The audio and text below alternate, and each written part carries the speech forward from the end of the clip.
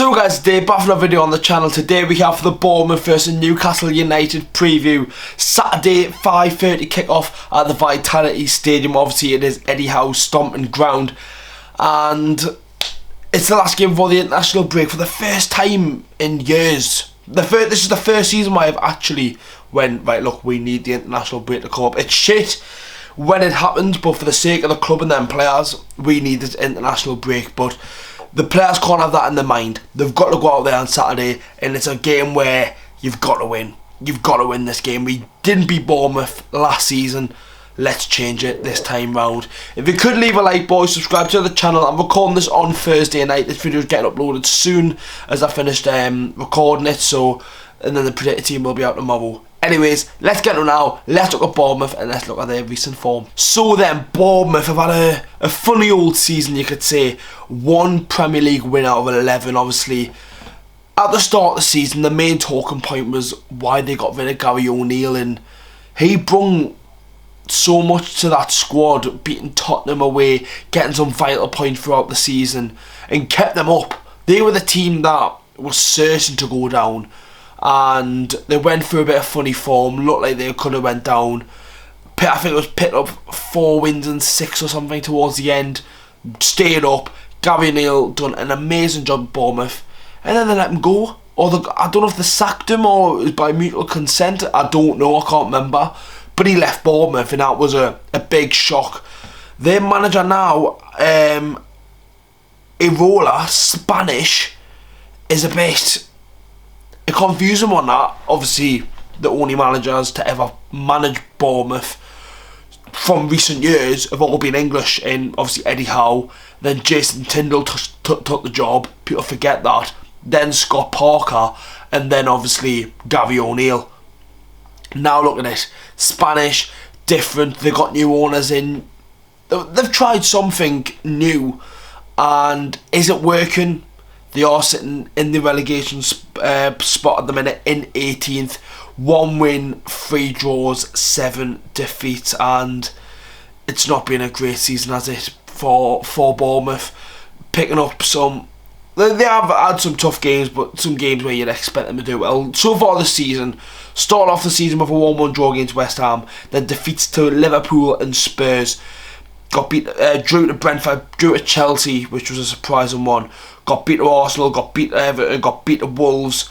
Beat Burnley in their first win of the season, and then got beat to Man City. That's all just the Premier League games. Obviously last week out they did play Manchester City, lost 6-1, struggled, but they do have a good. It's weird. They've got a good squad. That's the thing that I don't get. You look at their team, and they have got some good players in there.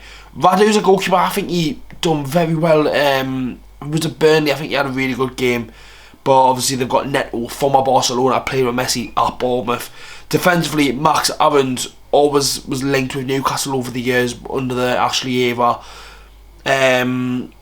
Apart from the defence, it's a bit naff, but in the midfield, I think it's quite good midfield. A midfield that should make you stay up. Tavernier is a decent player, a very good underrated player, and Philip Billing. He scored that goal against Burnley, and even when he was playing for Huddersfield, I've always rated Philip Billing.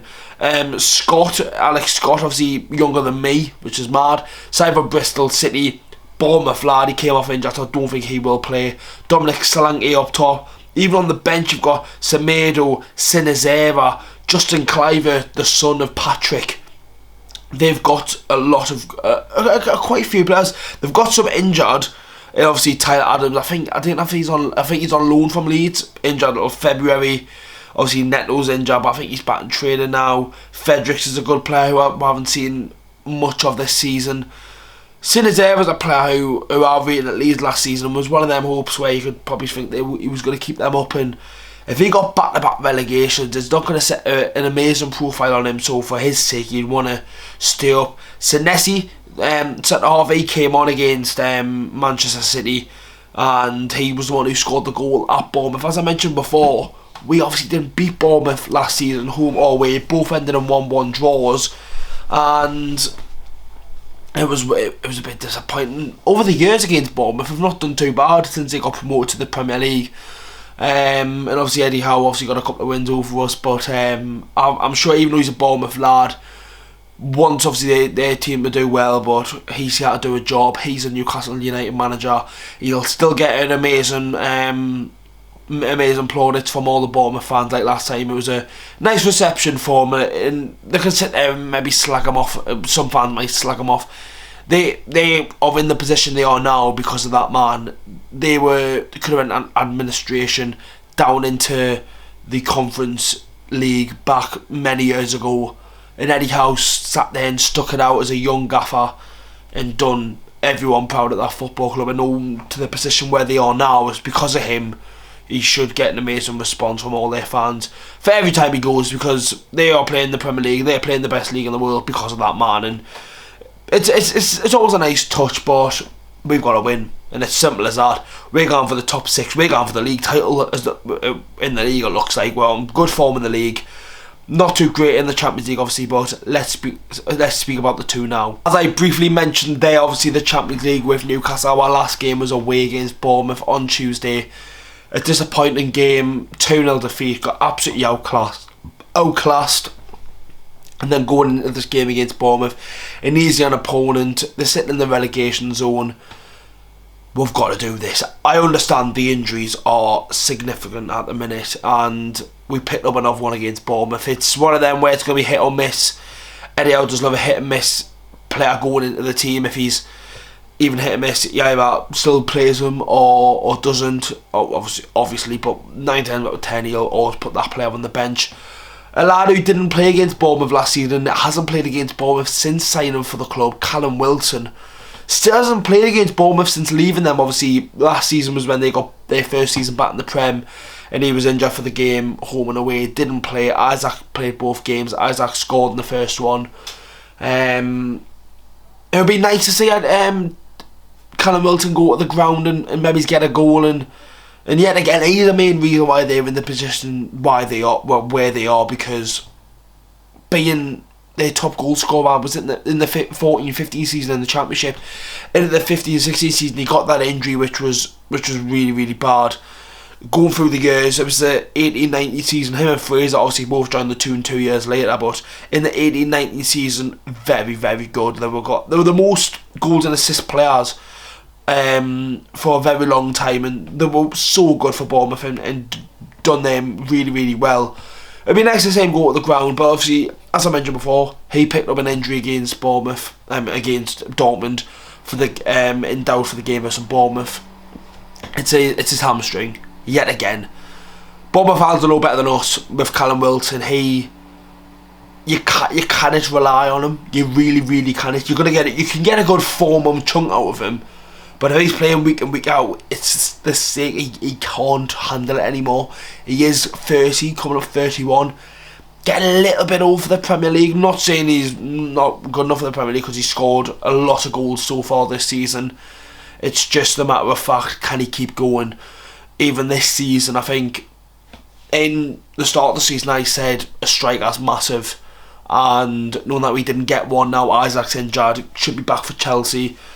It's a frustrating one to call, because you don't know with Wilson. Obviously, it's good to have him in the squad. He scores your goals in the Premier League, but he's always going to be that doubt. But the whole team, injury-wise, I don't think there'll be any other changes from that game versus Dortmund.